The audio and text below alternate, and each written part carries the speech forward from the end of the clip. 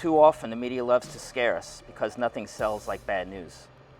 One local rule in Miami is, if it bleeds, it leads. In the U.S., no-go zones are a common topic. To be clear, there is no formal designation of these zones in either country. There are certainly areas of high crime in Europe, as there are in the United States and other countries.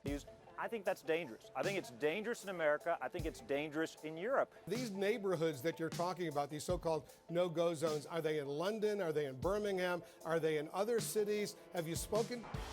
Wynwood used to be a no-go zone.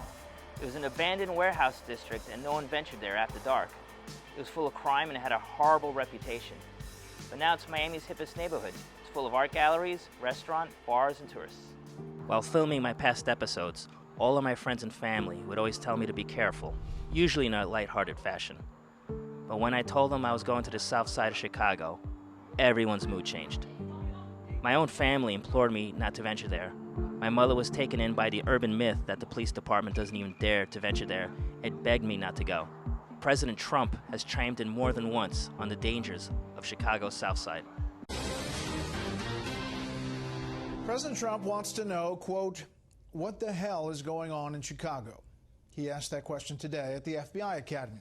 He's talking about the seemingly unchecked gun violence in the city with some of the strictest gun control laws in the nation. What the hell is going on in Chicago? What the hell is happening there?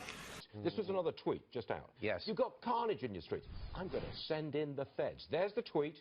If Chicago doesn't fix the horrible carnage going on, 228 shootings, 42 killings, up 24%, I will send in the feds.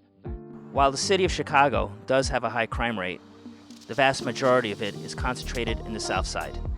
The name alone conjures up images of gangs, abandoned homes, and a state of lawlessness. The high murder rate even inspired director Spike Lee to film a movie in the area called Chirac. But how does a city so rich in culture, history, nightlife, museums, architecture allow this to happen? How did things spin out of control? The south side of Chicago was always more blue-collar, more working class. The majority of the city's factories, steel mills, and meatpacking plants were located here.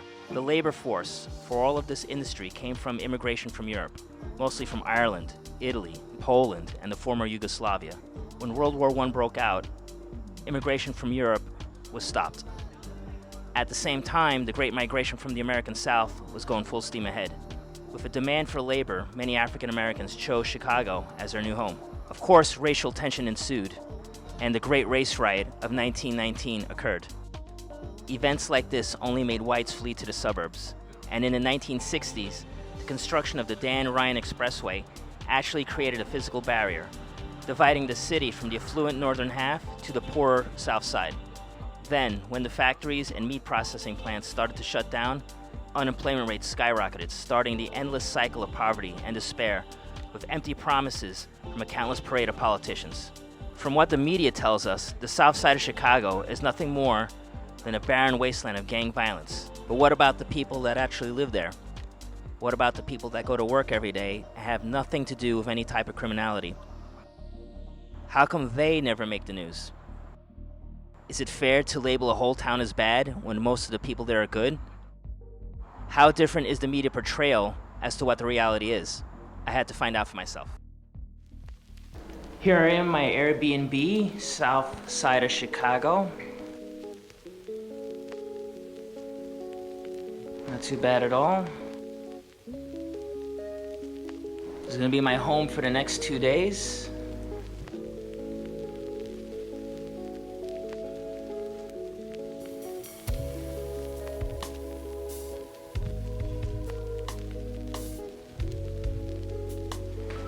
And they told me there's a balcony here, so I'm gonna take a quick look.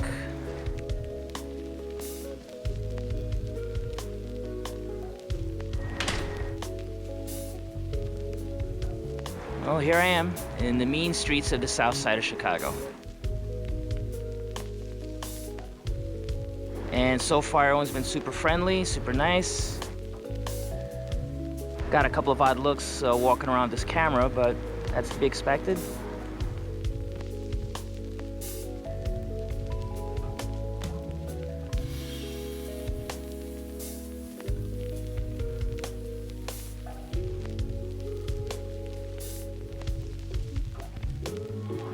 All right, well, I'm getting hungry.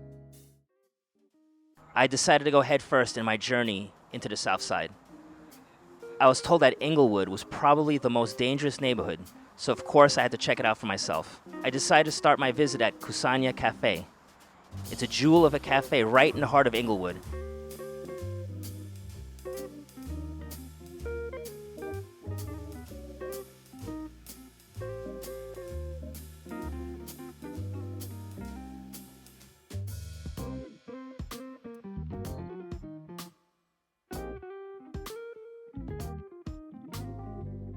And here I am, interviewing the manager, Phil Sipka. Phil and I talked about the neighborhood, the history of the cafe, and how Chicago is represented in the media. Well, Sonia is a Swahili word for to gather, or to assemble, or come together, and that was kind of part of our mission as like a nonprofit coffee shop.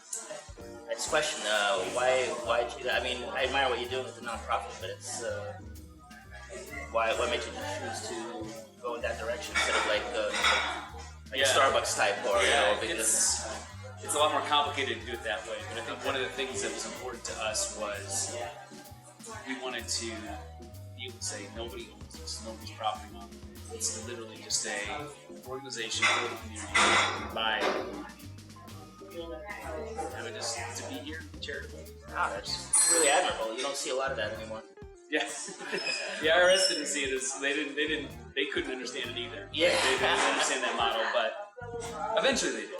Okay, that's cool. I mean, because we're so used to seeing the big chains, and I'm not going to name them because we all know who they are. And it's really admirable to see an independent like this.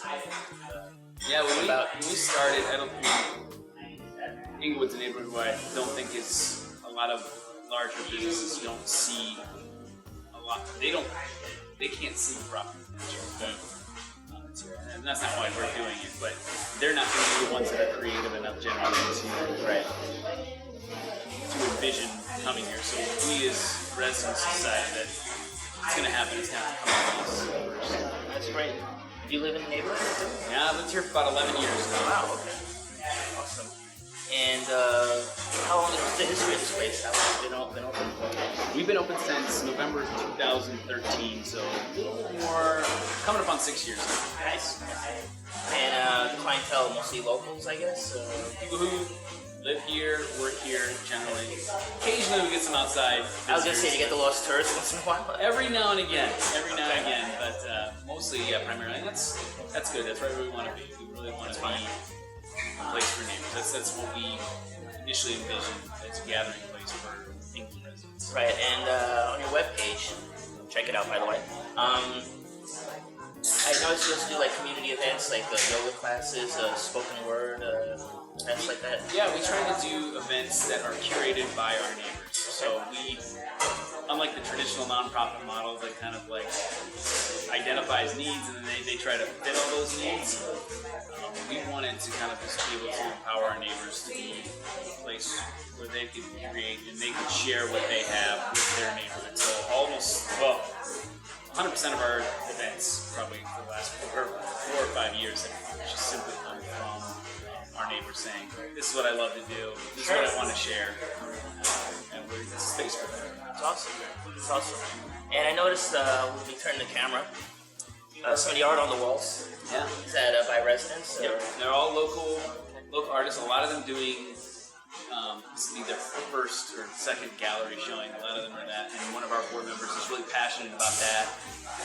Eric Jones, he's one of the people that kind of heads our kind of like arts and culture, so our visual arts and our music arts and stuff like that.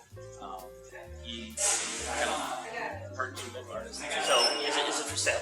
Yeah, it's all for sale. So it's a way to get them out there. That was another thing, you want art, and you say, the artists, you tell, our neighbors and our kids, the artists, the musicians, do this stuff, but then you provide a venue for those things. Right, how are you going to... Art dies, without a venue to perform or to... Showcase it, yeah. Showcase it. You need a venue. So, okay, it's going to be the hardest question. Okay. How unfair is the portrayal of neighborhoods like Inglewood portrayed in the media as to what the reality is? I think that I don't think you can get a really good idea of any neighborhood until you actually walk through it. And unfortunately, we're one of the places that people are kind of less willing to put in the time to really get to know it. And a lot of other neighborhoods are portrayed, I think, probably a little bit more evenly because, you know, the news people are from those neighborhoods, or they visited, or they've patronized. Or they went to school there. Yeah, so it's a lot easier to get a more even feel. So, yeah, in some ways I don't blame them for not knowing, but unfortunately they're, you know, usually putting themselves as more of a authority. When you publish an article, you kind of put yourself as an authority on that subject. Of course. Yeah, I don't think it's very accurately portrayed. I think they try. Right. I wouldn't say that they're trying to do poorly, but I think in the end, a lot of times they don't capture the nuance, the different nuances of the neighborhood. We have our problems, but that's not how I see it. Right. I don't see it in terms of problems or what we don't have. I generally get to see what we do have. Right. Of course. And nothing sells like bad news. Yeah. To be honest. It's true. And that's why I'm here. I'm glad I got your story. Get word out about this place. Spread around the internet. Get there are more people to come. Take it from there. If you're in the south side of Chicago, definitely come by here, say hello. Excellent coffee, by the way. I just had their breakfast too, and that's a wrap. Thank you so much. After the interview and finishing off my breakfast, I decided to walk around the neighborhood. I saw a street dedicated to Bernie Mac, who grew up here, and I also discovered that Jennifer Hudson also grew up in this part of Chicago. I was told to tread lightly around here, but here I am, walking around totally unbothered and unharmed. I have noticed walking around the neighborhood that there's quite a few abandoned houses. This is one of them. It says, notice, do not enter, so keep walking. But for the most part, it's pretty quiet.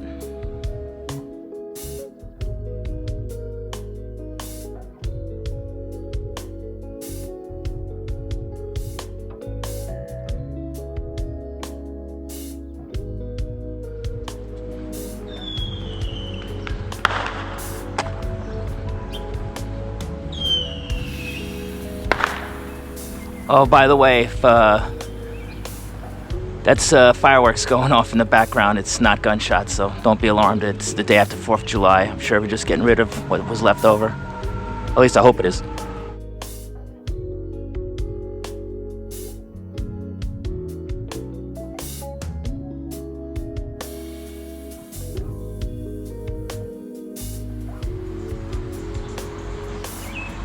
I was just thinking to myself, some of these homes are actually very well maintained. I mean, I was expecting to see a lot more dilapidated residences here, but it's not as bad as I thought it was.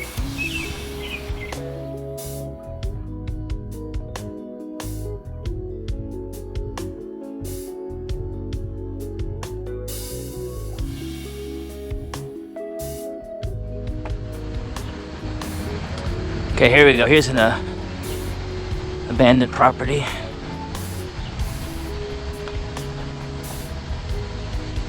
And it's for sale. There we go. For sale by owner.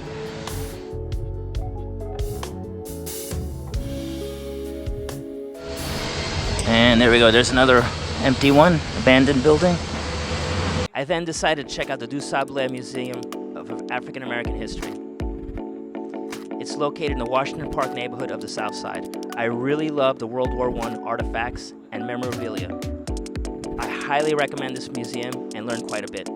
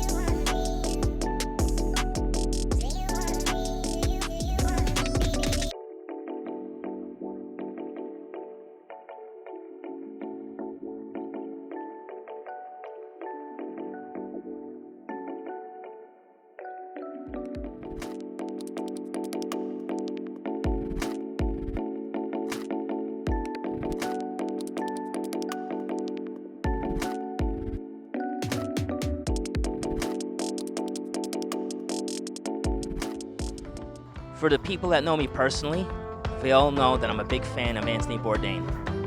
When he filmed in Chicago several years ago, he stopped here at Calumet Fisheries. This little fish shack has been here forever and is one of the last places left in Illinois that still smokes their own fish. Just to follow in the same footsteps as Anthony Bourdain was an honor for me. They were more than happy to let me film there, and here I am talking with the manager. Of course, we talked about the impact of Anthony Bourdain's visit, the history of the fishery, the city of Chicago, and their loyal clientele. How long has Calumet been operating? It's been here since 1928. Wow. So it's been here a while. By the way, these scallops are phenomenal. Wow, this is great. Excellent. And how long have you been here? I've been here since 1995. Wow. And clientele, is it mostly locals or? Yeah, I mean we have quite a repeat customer base. Okay. So I would say probably about 70 to 80% of our customers are local. Okay. I think it'll get us. And since, by the way, this place was featured on Anthony Bourdain's show, No Reservations, back in the day, and may he rest in peace. I really missed the guy. But since he appeared here, has you gotten more exposure? Yes. Yes. I mean, yeah. He basically, our clientele was, I mean, as far as smokefish I'm speaking, was probably from, I would say, 50 and up. He comes in, does his show, airs it, and it lowered the clientele base, I'm going to say, all the way down to 20. Wow. 20-year-olds. We have, we would have 20-year-olds coming in here, and it's funny, they come in here and order exactly what he wants. I was like, okay. Yeah, that guy, he was one of a kind. Oh yeah, he was a great guy. I mean, one of my things is when people come in and they film, and they're off cameras, what they do when the cameras are off, to me, represents who they really are. Right. And when the cameras were off, he ran over there and, what do you do around here? What's your name? And how long you've been here? And what's your favorite food? And we've had them where the cameras are off and they go to their car and they don't want to be bothered. Wow, that's like diva behavior. Right, and it's real shame.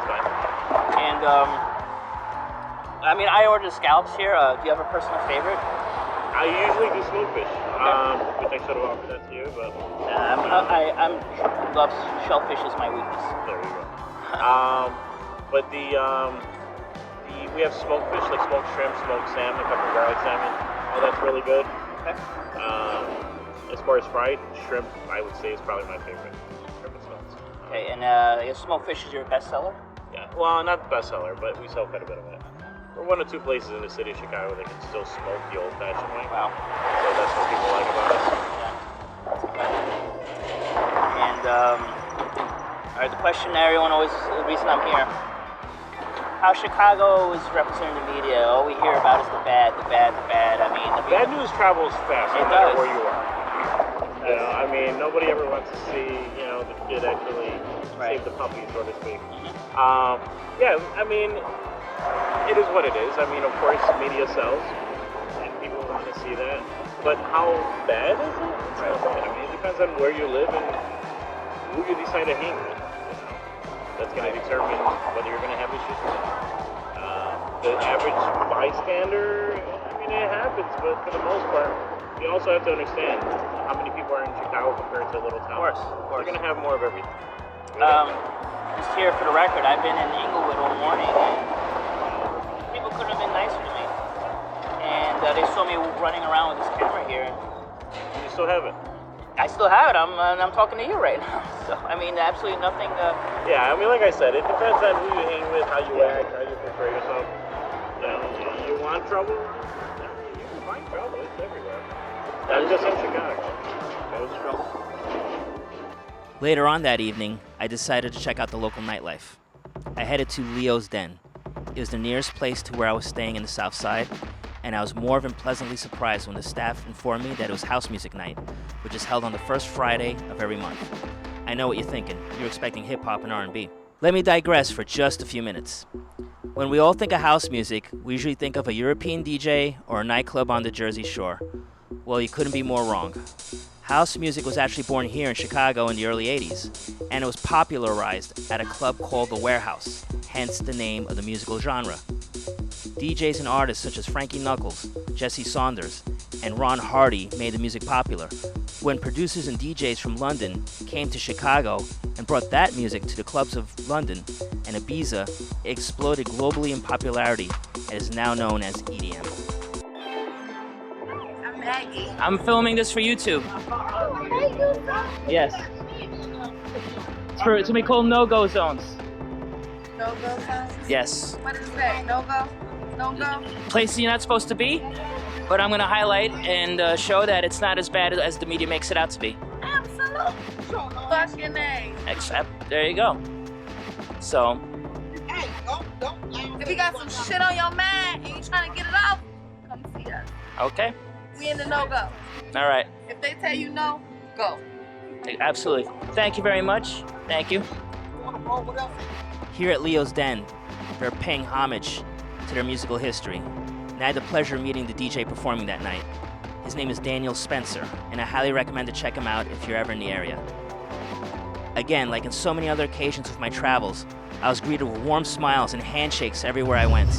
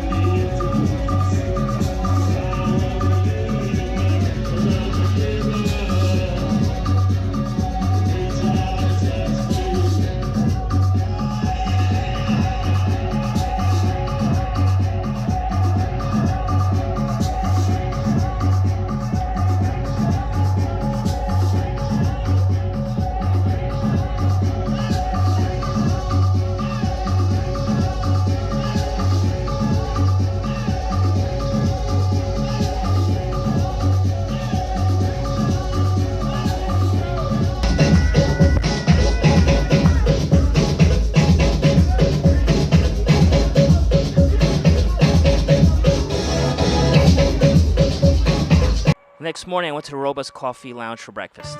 This was in the Woodland area of the South Side, and again, I was treated to great food and service.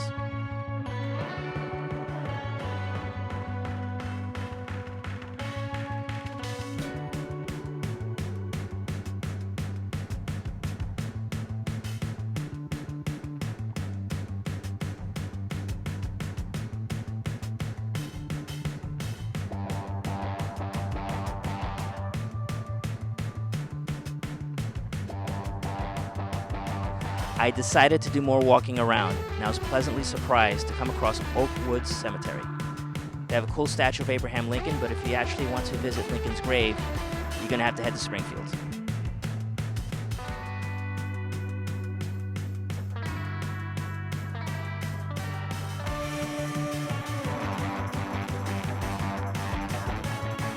I still wanted to do more exploring, so by sheer luck I came across the Johnny Twist Blues Museum. I must admit, this was probably my favorite place to visit.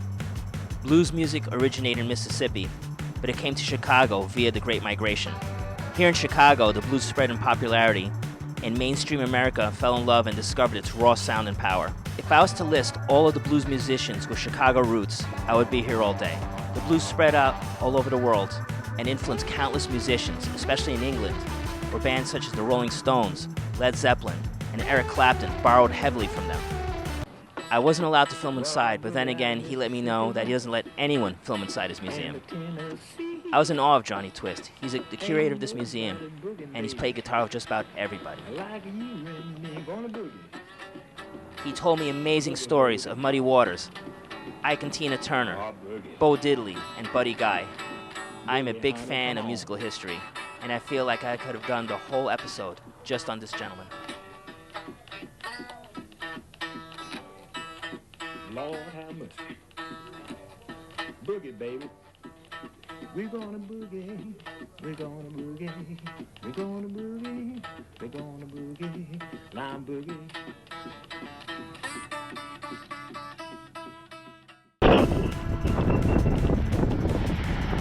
Here I am in the south side of Chicago, walking down 75th Street, going east. And it's been my second day walking around here, and still absolutely nothing's happened, so let's see what's going on here. Got a better outlook at the neighborhood I'm walking around in.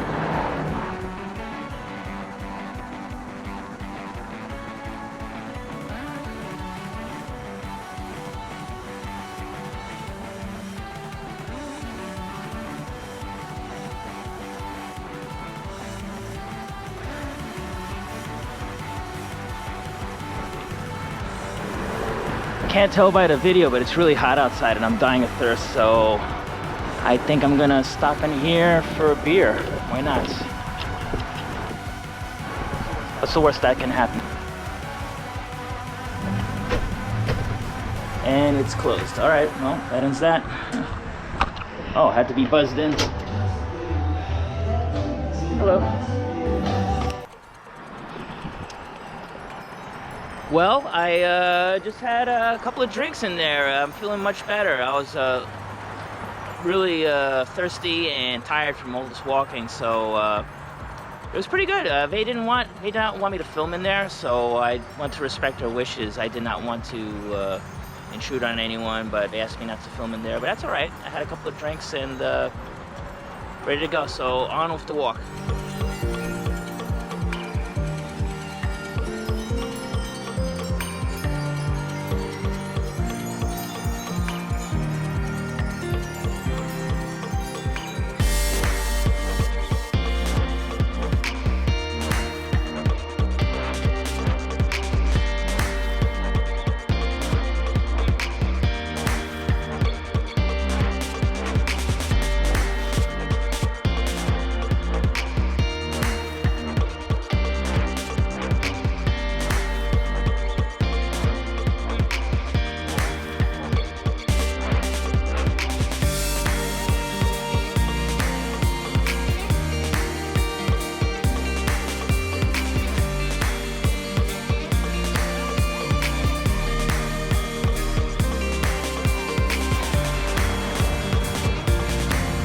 One very obvious observation is the lack of commercial activity I'm finding around here. I mean, look at all these stores that could be open,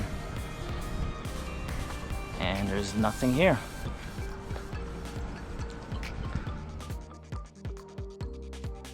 To finish up my day, I went to Majani. It's a vegetarian restaurant. No, I am not making a lifestyle change, but then again, I'm here to try new things. And if I eat one healthy meal during my stay, it's definitely not a bad thing.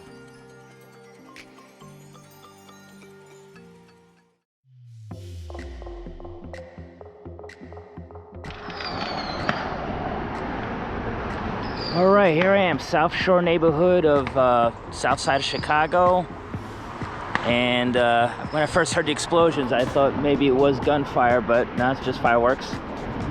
Just for the record, it's July 6th.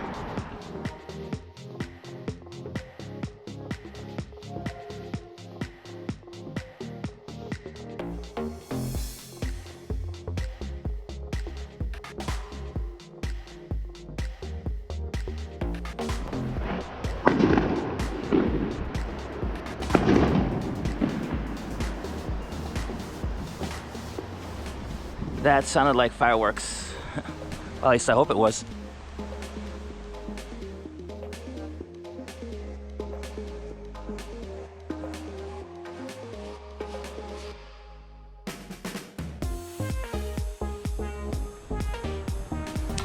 Just for the record, it's Saturday night, about 9 p.m.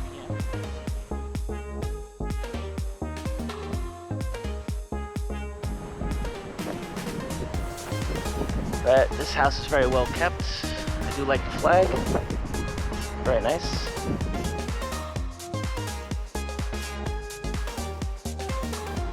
Sounds like someone's having a party. Definitely hear the music from here.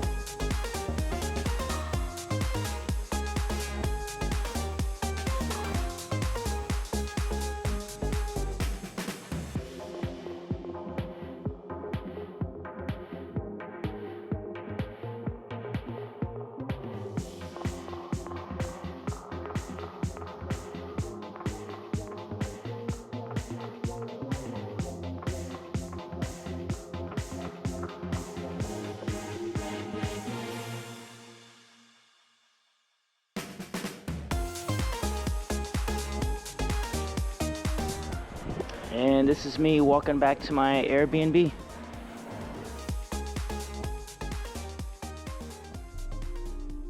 So overall, what was my impression of the south side of Chicago? I'm not going to sugarcoat it and say that everything is fine and dandy here. There are issues of gang violence and delinquency. But I also came across one of the most culturally rich areas, not just in Chicago, but of the United States. I found an area rich in music, food, and history. I found friendly people everywhere I went who were happy to talk and engage with me. They too are sick and tired of the bad reputation and the damage that it's inflicting on the South Side.